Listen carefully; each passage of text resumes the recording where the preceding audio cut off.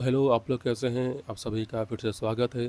तो चलिए आज हम लोग नया चैप्टर को स्टार्ट करते हैं, यानी chapter 2 methods of inquiry in psychology.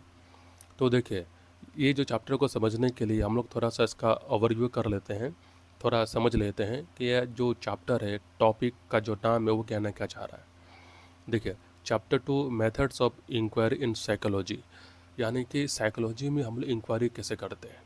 जैसे कि मान लीजिए आप एक जगह से आप दूसरा जगह जाना चाहते हैं, तो आप कौन सा तरीका को अपनाते हैं जाने के लिए।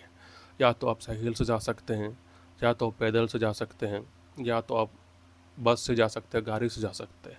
तो इसका मतलब क्या हुआ है कि एक जगह से दूसरा जगह जाने का जो हम तरीका जो अपना है, उसको हम लोग क्या बोलते हैं, मेथड्स बोलते हैं। तो वैसे ही साइकोलॉजी में क्या होता है कि जब भी हम लोग इंक्वायरी करते हैं, जैसे कि मान लीजिए चैप्टर 1 में हम लोग जो स्टडी जो किए हैं, जैसे व्हाट इज़ बिहेवियर एक्सपीरियंसेस के बारे में, फिर आपका मेंटल प्रोसेसेस के बारे में, तो हम लोग स्टडी तो कर लिए। मतलब क्या है क्या नहीं है, क्या स्टडी करना है, वो तो हम लोग समझिए। लेकिन हम लोग तरीका कौन सा अपनाएंगे, यानी कि मेथड्स कौन सा अपनाएंगे साइकोलॉजी को स्टडी करने के लिए, क्योंकि तरीका भी मतलब आना चाहिए, ठीक है ना। तो ये आपका सिंपल टॉपिक का जो मीनिंग हो गया, यानी कि methods of inquiry in psychology. तो चलिए हम लोग आगे बढ़ते हैं।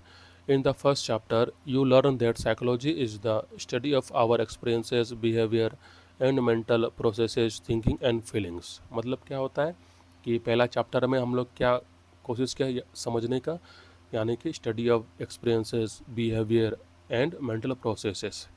यानी हम लोग चैप्टर 1 में हम लोग बहुत ही विस्तार से, बहुत ही अच्छा से हम लोग एक्सपीरियंसेस के बारे में समझें, बिहेवियर के बारे में समझें और मेंटल प्रोसेस के बारे में हम लोग समझे हैं। तो इस चैप्टर में हम लोग क्या पढ़ेंगे, methods of inquiry in psychology, ठीक है। अब देखिए, how do psychology study this things. अब साइकोलॉजिस्ट जो होते हैं वो इस चीज़ को कैसे स्टडी करते हैं। कुछ भी आप स्टडी करना चाह रहे हैं, जैसे कि बिहेवियर को, एक्सपीरियंसेस को, है ना, या फिर मेंटल प्रोसेसेस को, तो हम लोग किस तरीके से हम लोग उसको स्टडी करेंगे। तो देखिए, psychologist use different methods to understand how people think. यानी कि साइकोलॉजिस्ट जो होते हैं वो बहुत ही अलग अलग तरीके को अपनाते हैं समझने के लिए कि पीपल सोचते कैसे हैं, फील कैसे करते हैं एंड बिहेव कैसे करते हैं। Just like doctors and scientist, psychologist also do research in A careful and scientific way. जैसे कि डॉक्टर्स और साइंटिस्ट जो रिसर्च करते हैं कुछ भी बीमारियों को लेकर या कोई भी नया कुछ मुद्दा को लेकर जब रिसर्च करते हैं, तो वैसे ही साइकोलॉजिस्ट जो क्या करते हैं वो भी एक साइंटिफिक वे के हिसाब से वो रिसर्च करते हैं, जैसे कि मेंटल प्रोसेस का, आपका बिहेवियर का, एक्सपीरियंसेस का। तो जैसे डॉक्टर साइंटिस्ट लोग रिसर्च करते हैं, उसी हिसाब से साइकोलॉजिस्ट लोग भी रिसर्च करते हैं। अब देखिए, what do psychologist want to do. अब साइकोलॉजिस्ट लोग क्या करना चाहते हैं। साइकोलॉजिस्ट है 4 मेन गोल्स। जो साइकोलॉजिस्ट जो होते हैं उनका 4 मेन गोल्स होता है। तो सबसे पहला गोल क्या है आपका, describe, to know what is happening, यानी कि जो भी कुछ हो रहा है उसको डिस्क्राइब करना है।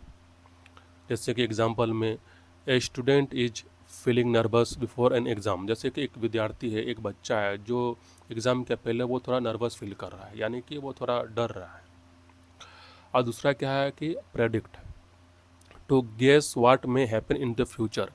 प्रेडिक्ट का मतलब क्या होता है कि हम लोग गेस करते हैं कि भविष्य में क्या हो सकता है। जैसे कि मान लीजिए कोई बिहेवियर को लेकर या कोई भी आदत को लेकर साइकोलॉजिस्ट लोग क्या करते हैं, उनका दूसरा गोल क्या होता है, प्रेडिक्ट करना, यानी कि वो बिहेवियर भविष्य में क्या हो सकता है। जैसे कि एग्जांपल में, if a student studies regularly they may score good marks. यानी कि एग्जांपल के हिसाब से क्या होता है कि अगर मान लीजिए कोई बच्चा है, कोई विद्यार्थी है, अगर वो रेगुलरली अगर पढ़ता है तो इसका मतलब क्या होता है कि वो भविष्य में उसको अच्छा वो मार्क्स ला सकता है। अगर कोई बच्चा रेगुलरली पढ़ेगा तो एग्ज़ाम में वो बेस्ट मार्क्स ला सकता है। ये प्रेडिक्ट करना हो गया, ठीक है। और दूसरा आपका क्या है, explain, to find the reason why something happens. Explain का मतलब क्या होता है कि विस्तार से बताना कि कोई भी चीज़ कुछ भी होता है तो उसका रीज़न क्या है, उसके पीछे का वजह क्या है। कुछ भी होता है उस दुनिया में तो उसका कुछ ना कुछ वजह होता है। तो वैसे अगर मान लीजिए किसी का बिहेवियर है, किसी को स्टडी करना है, अगर उसका कुछ है, कुछ कारण है, तो हम लोग उसके पीछे का वजह को जानना बहुत ज़रूरी है। जैसे कि मान लीजिए, जैसे यहाँ बच्चा है ना आपका, student is feeling nervous before N exam, यानी कि अगर बच्चा अगर डर रहा है तो क्यों डर रहा है, तो इसके पीछे का कारण कुछ तो होगा। तो पहला कारण ये हो सकता है कि हो सकता है वो पढ़ाई नहीं किया होगा, या दूसरा कारण ये हो सकता है कि उसका पहला अटेम्प्ट है इसलिए वो ज़्यादा डर रहा है ना। तो तीसरा क्या बोलते हैं, एक्सप्लेन, यानी कि कोई भी चीज़ को, जो भी घटना है या फिर कुछ भी फेनन है, उसको विस्तार से समझाना और उसके पीछे का रीज़न को फाइंड आउट करना। जैसे कि एग्जाम्पल में, why does the student feel nervous, may be because of fear of failure. और चौथा मेन गोल्स क्या है साइकोलॉजिस्ट का, कंट्रोल, टू हेल्प इम्प्रूव और चेंज बिहेवियर, यानी कि कंट्रोल करना, कुछ भी बिहेवियर हो रहा है या कुछ भी बर्ताव है उसको कंट्रोल करना या फिर इसको इम्प्रूव करना या उसको बदल देना। जैसे कि मान लीजिए एक बच्चा यहाँ पर क्या है कि डर रहा है ना, जैसे कि मान लीजिए कोई पढ़ा ही नहीं है, तो यहाँ पर साइकोलॉजिस्ट कंट्रोल कैसे कर सकता है, उसको तसल्ली दे सकता है कि ठीक है इस साल तुम नहीं पढ़ाया गया तो कोई बात नहीं, अगर तुम खाली अपना बेस्ट दो और अगले साल तुम फिर से कोशिश कर देना, यानी कि उसको कंट्रोल किया। वो जो साइकोलॉजिस्ट है वो बच्चा को समझाया है, तुमने जो नहीं पढ़ा कोई बात नहीं, ठीक है ऐसा होते रहता है, ये आपका लाइफ चलता है, तो इस बार आप जो गलती किया ठीक है, लेकिन नेक्स्ट ईयर में आप अच्छा से अटेम्प्ट कीजिएगा, आप अच्छा से कोशिश कीजिएगा। तो बच्चा का जो डर था, बच्चा का जो नर्वस जो था, वो जो डर फील कर रहा था, तो जो साइकोलॉजिस्ट क्या है कि उसको कंट्रोल कर दिया, कि उसको तसल्ली दे दिया कि ठीक है कोई बात नहीं, तुम बस अपना बेस्ट दो, है ना। ये साइकोलॉजिस्ट का 4 आपका मेन गोल होता है। चलिए अब आगे बढ़ते हैं। How do psychologist collect information. अब यहाँ पर क्या है कि पहला जो मेन गोल्स क्या था वो तो आप देख लिए। अब तीसरा क्या है कि साइकोलॉजिस्ट लोग जानकारी को कलेक्ट कैसे करते हैं। जैसे कि मान लीजिए मार्केट ये है ना, आपका बहुत सारा आपको सामान लेना है, आपको मॉल जाना है, आपको सब्जी लेना है ना, बहुत सारा आपका जो फैमिली का जो भी सामान सब होता है वो आपको लेना है। तो आप उसको कलेक्ट कैसे करते हैं, या तो आप एक बैग ले जाते हैं या फिर आप एक झोला ले जाते हैं, एक आसान भाषा में, है ना। तो वैसे ही साइकोलॉजिस्ट लोग इन्फॉर्मेशन को कलेक्ट कैसे करते हैं, ठीक है। They do careful and systematic observation. जो साइकोलॉजिस्ट जो जो होते हैं वो क्या करते हैं, वो एक बहुत ही ध्यानपूर्वक से और सिस्टमेटिक ऑब्जर्वेशन करते हैं। यानी कोई भी साइकोलॉजिस्ट कोई भी जानकारी को लेगा या उसको किसी मुद्दा में उसको फोकस करना है, तो वो साइकोलॉजिस्ट लोग क्या करेंगे, उस चीज़ को ध्यानपूर्वक देखेंगे और सिस्टमेटिक ऑब्जर्वेशन करेंगे, यानी कि उसको ऑब्जर्व करेंगे, यानी कि उसको देखेंगे। जैसे कि एग्जाम्पल के हिसाब से देखिए, a psychologist watches children's behaviour every day and write down what they do. तो एक अच्छा एग्जांपल से क्या हो रहा है कि एक साइकोलॉजिस्ट है जो वो हर दिन बच्चा को देख रहा है, उसका बिहेवियर को देख रहा है, ऑब्जर्व कर रहा है हर दिन, और वो क्या कर रहा है, वो साइकोलॉजिस्ट उस चीज़ को नोट कर रहा है। तो नोट करना भी एक तरीका होता है ताकि हम कलेक्ट इन्फॉर्मेशन को कलेक्ट कर सकें, है ना। बहुत सारा तरीका होता है जानकारी को लेना। तो पहला जानकारी को लेने का जो तरीका क्या हो गया, ऑब्जर्वेशन, है ना, यानी कि सिस्टमेटिक ऑब्जर्वेशन। तो साइकोलॉजिस्ट लोग क्या क्या, जो साइकोलॉजिस्ट जो है वो क्या क्या, वो हर दिन वो गए बच्चों को देखें, जैसे कि पार्क में या कोई भी स्कूल में वो गए, वो जैसे कि फॉर एग्जांपल मान लीजिए पार्क में, है ना, शाम के टाइम बहुत सारा बच्चा लोग खेल कूद रहा है, तो वहाँ पर एक साइकोलॉजिस्ट गया और बच्चा को ऑब्जर्व कर रहा है, यानी कि डेली ऑब्जर्व कर रहा है। और वो जो जो ऑब्जर्व कर रहा है, तो वो साइकोलॉजिस्ट जो क्या कर रहे हैं, वो एक नोट्स बना रहे हैं, यानी कि वो नोट्स लिख रहे हैं, जो भी इन्फॉर्मेशन है, जो भी इंपॉर्टेंट जो इन्फॉर्मेशन है उसको नोट डाउन कर रहे हैं, है ना। तो ये भी एक आपका तरीका हो गया इन्फॉर्मेशन को कलेक्ट करना, ठीक है। Why is psychology called as science. अब यहाँ पर क्या है कि साइकोलॉजी को साइंस क्यों कहा गया है। पहला चैप्टर में हम आपको बहुत ही अच्छे से समझाए थे कि साइकोलॉजी को साइंस क्यों कहा गया है। तो इस चैप्टर में अभी हम लोग साइंस को समझेंगे, मतलब साइकोलॉजी को समझेंगे कि साइंस क्यों कहा गया साइकोलॉजी को। Psychology is called as a scientific subject because psychologist do not make guess. पहला कारण क्या है कि साइकोलॉजी को साइंस क्यों बोला गया है, क्योंकि जो साइकोलॉजी का जो पढ़ा है, साइकोलॉजी को जो स्टडी है वो भी एक साइंटिफिक स्टडी है, यानी कि एक साइंटिफिक सब्जेक्ट है। जितने भी जो साइकोलॉजिस्ट जो होते हैं, जितने भी जो साइकोलॉजिस्ट जो स्टडी करते हैं वो गेस नहीं करते हैं। मान लीजिए किसी को देख लिया, किसी को ऑब्जर्व कर लिया तो गेस नहीं चलता। एक साइंटिफिक प्रोसेस होता है किसी मुद्दा तक पहुंचने का या किसी चीज़ को स्टडी करने का, यानी साइंटिफिक मेथड होता है। जैसे कि दे ऑब्जर्व केयरफुली, यानी कि जो साइकोलॉजिस्ट जो होते हैं वो क्या करते हैं, वो किसी भी चीज़ को या किसी भी इंसान को या किसी भी इंडिविजुअल्स को वो केयरफुली ऑब्जर्व करते हैं, बहुत ही ध्यानपूर्वक से, ठीक है। पहला ये हो गया कि वो ऑब्जर्व करेंगे बहुत ही ध्यानपूर्वक से।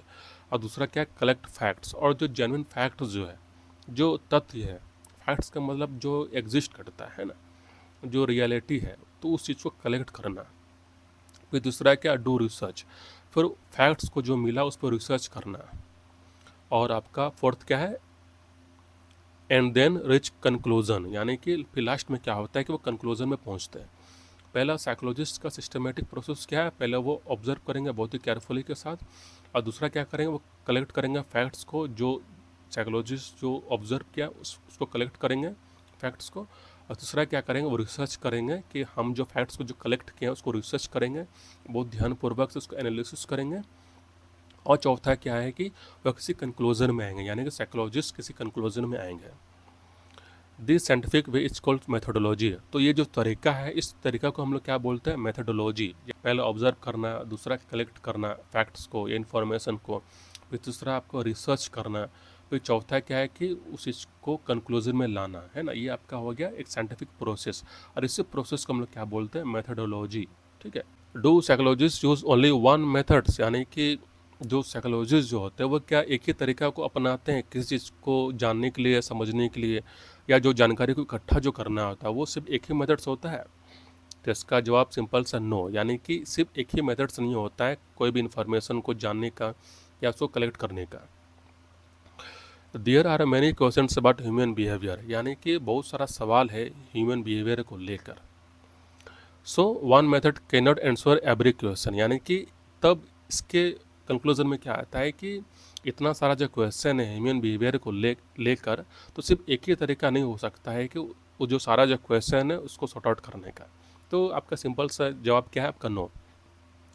सो साइकोलॉजिस्ट यूज डिफरेंट मेथड्स, इसका मतलब क्या होता है कि साइकोलॉजिस्ट जो होते हैं वो बहुत सारा डिफरेंट मेथड्स का इस्तेमाल करते हैं।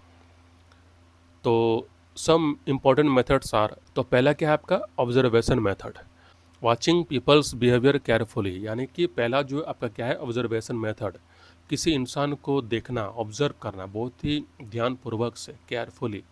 तो कोई भी जानकारी को इकट्ठे करने का पहला जो मेथड से आपका क्या है, ऑब्जर्वेशन मेथड, कोई भी इंसान को ऑब्जर्व करना, परखना बहुत ही ध्यानपूर्वक से। और दूसरा मेथड क्या है आपका, एक्सपेरिमेंटल मेथड, यानी कि doing experiments to find the cause of behaviour. दूसरा मेथड क्या हुआ आपका, एक्सपेरिमेंटल मेथड, यानी कि हम लोग एक्सपेरिमेंट करेंगे बिहेवियर का कारण को जानने के लिए, समझने के लिए। और तीसरा क्या है आपका, correlational research, seeing whether two things are related. तो एग्जांपल के हिसाब से, does more study time relate to better marks, जैसे कि मान लीजिए कोई बच्चा है, अगर वो ज़्यादा समय दे रहा पढ़ाई में, तो क्या ज़्यादा पढ़ाई में समय देना क्या वो बेटर मार्क्स को ला सकता है? अगर बच्चा स्टडी टाइम को ज़्यादा इंक्रीज करेगा, अगर अगर वो ज़्यादा पढ़ेगा, तो क्या हो सकता है कि उसका जो मार्क्स है वो ज़्यादा उसको मिल सकता है, यानी कि वो ऑब्टेन कर सकता है। फिर चौथा आपका हो गया survey method, asking many people questions using questioners और इंटरव्यूज़। और सर्वे मेथड क्या होता है कि बहुत सारे लोगों से पूछना एक क्वेश्चनर के मदद से। आप सर्वे आप सुने होंगे ना, जैसे कि मान लीजिए जब इंटरनेट चलाते हैं या वेबसाइट आप जब विजिट करते हैं, तो वेबसाइट में आपका एक सर्वे आता है, तो बहुत सारा इसमें इंक्वायरी रहता है, लोग पूछते हैं। जैसे कि मान लीजिए कोई वेबसाइट है, जैसे कि वो आज का ज़माने में जैसे आपका यूट्यूब है ना, जब भी आप यूट्यूब चलाते हैं, आप बहुत सारा जब वीडियोज़ देखते हैं, तो वीडियोज़ के दौरान ही क्या होता है आपका एक कुछ सर्वे भी आता है। वो आपसे पूछते हैं कि आपको क्या क्या अच्छा लग रहा है, बहुत सारा जो बेसिक जो सवाल रहता है कि do you prefer this videos और नॉट, ऐसा से आप क्वेश्चन आप सुनिए होंगे, है ना। तो ये आपका होता है सर्वे मेथड। और फिफ्थ क्या है आपका, साइकोलॉजिकल टेस्टिंग, यानी कि using test to measure intelligence, personality, memory etcetera. और फिफ्थ क्या होगा आपका, साइकोलॉजिकल टेस्टिंग, यानी कि कुछ टेस्ट होता है जिसके वजह से हम लोग क्या कर सकते हैं, हम लोग इंटेलिजेंस को मेज़र कर सकते हैं, पर्सनालिटी को भी मेज़र कर सकते हैं, और मेमोरी को भी हम लोग मेज़र कर सकते हैं, यानी कि साइकोलॉजिकल टेस्टिंग कुछ टेस्ट होता है। और सिक्स्थ आपका क्या है, केस स्टडी मेथड, यानी कि हम लोग केस स्टडी करना, स्टडिंग वन पर्सन और one small group in detail, यानी कि केस स्टडी। जैसे कि मान लीजिए कोई एक पर्सन को स्टडी करना, ऑब्जर्व करना, मान लीजिए किसी का जो बीमारी है बहुत ही बढ़ गया, तो यूं ही तो कोई भी बीमारी आपका बढ़ता नहीं है, तो वो डॉक्टर क्या करेंगे, वो पेशेंट का केस स्टडी करेंगे, यानी कि वो क्या करेंगे, वो पेशेंट का हिस्ट्री चेक करेंगे, उसका डाइट को चेक करेंगे, उसका हेल्थ जो रूटीन है उसको चेक करेंगे, उसका फैमिलीज़ का जो जेन्स है उसको चेक करेंगे।